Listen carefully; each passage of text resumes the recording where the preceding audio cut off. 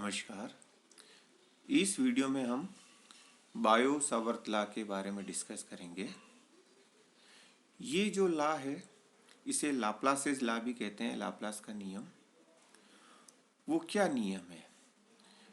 इस नियम में कोई भी करंट कैरिंग कंडक्टर है, धारावाही चालक या तार वायर, उसके पास कोई बिंदु P है, तो उस बिंदु P पर इस धारावाही तार या चालक के कारण मैग्नेटिक फील्ड कितना होगा वो ज्ञात करते हैं। चूंकि इस लॉ को एक्सपेरिमेंटली वेरीफाई बायो सावर्त ने किया था, इसलिए इसको बायो सावर्त लॉ भी कहते हैं।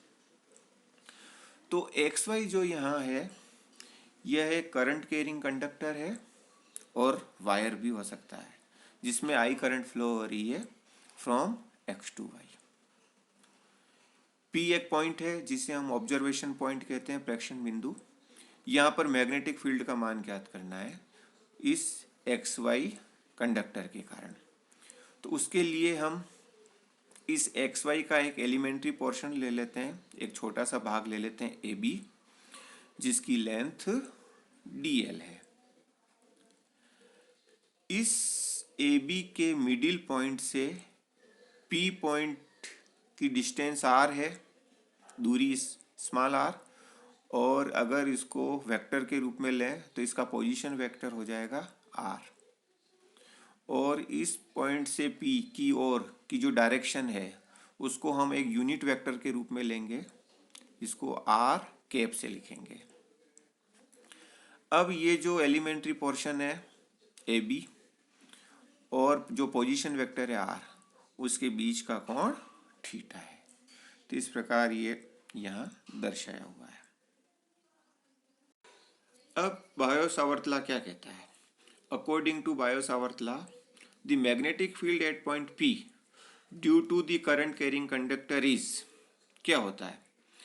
This is directly proportional to the current passing through the elementary portion of the conductor.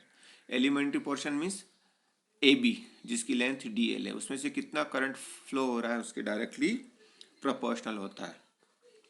दूसरा, directly proportional to the length of the elementary portion of the conductor, उस लेंथ के directly proportional होता है।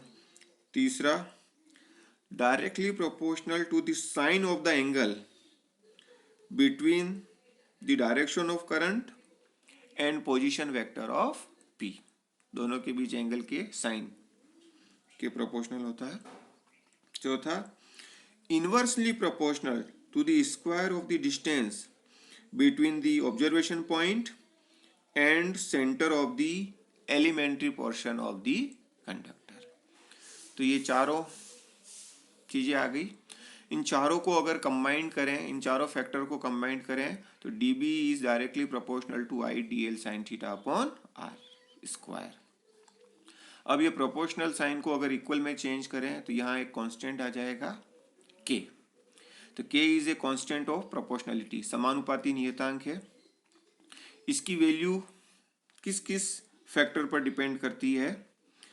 जो different quantities इसके अंदर आ रही है उसमें कौन सा सिस्टम ऑफ यूनिट्स हम यूज कर रहे हैं, इकाई पद्धति कौन सी काम में ले रहे हैं, एसआई पद्धति काम में ले रहे हैं या सीजीएस पद्धति काम में ले रहे हैं। इसी तरह कंडक्टर और जो ऑब्जर्वेशन पॉइंट है पी, उसके बीच का मीडियम कौन सा है, उसका नेचर कैसा है, उसकी प्रकृति कैसी है, तो उस मीडियम पर भी डिपेंड करता है। तो मान लेते हैं कि कंडक्टर और ऑब्जर्वेशन पॉइंट के बीच का जो मीडियम है वो वैक्यूम है, निर्वात है, मुक्त आकाश है। तो एसआई सिस्टम ऑफ यूनिट्स में के का मान हो जाएगा म्यू नॉट अपॉन 4 पाई, और सीजीएस सिस्टम में इसका मान हो जाएगा 1। यहाँ म्यू नॉट है 4 pi into 10⁻⁻7 weber per ampere metre. यह कहलाता है एब्सोल्यूट परमिबिलिटी ऑफ वैक्यूम, निर्वात या मुक्त आकाश की निरपेक्ष चुंबकीय पारगम्यता। Now in SI system of unit dB is equal to this, के का मान म्यू नॉट अपॉन 4 पाई रख लेंगे। अब हम इसे वेक्टर फॉर्म में लिखेंगे, dB mu naught upon 4 pi I D l cross r upon r cube. उसके लिए हमने आर से ऊपर मल्टीप्लाई किया था, आर से डिवाइड किया था, तो ऊपर आया था D L R sine theta, तो वो डी एल क्रॉस आर हो गया। अगर आर वेक्टर को हम इस प्रकार लिखें, r vector is equal to r unit vector के रूप में और इनटू आर, तो एक आर जो आएगा वो नीचे वाले आर से कैंसिल हो जाएगा। तो इस रूप में भी हम लिख सकते हैं डीबी का मान, इस रूप में भी लिख सकते हैं। अब डीबी की क्या डायरेक्शन होगी ये अपन देखना चाहें तो डी एल क्रॉस आर आ रहा है, तो इसका मतलब जिस प्लेन में, जिस तल में डी एल और आर होंगे उस प्लेन के परपेंडिकुलर डायरेक्शन में डीबी की डायरेक्शन होगी। तो direction of dB is perpendicular to the plane containing d l and are.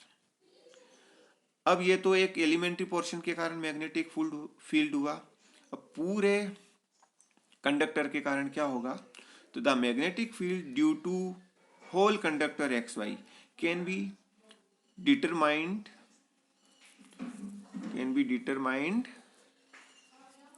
by integrating dB over the entire length of the conductor।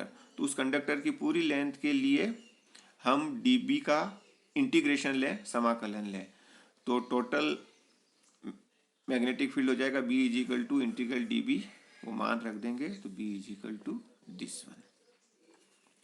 अब यदि dl क्रॉस r को हम लिख सकते हैं dl r साइन थीटा। अब अगर थीटा 0 है तो उस स्थिति में साइन 0 0 हो जाएगा और b का मान 0 होगा मिनिमम। और यदि थीटा 90 डिग्री है तो साइन 91 यानी मैक्सिमम वैल्यू, तो उस कंडीशन में भी मैक्सिमम होगा।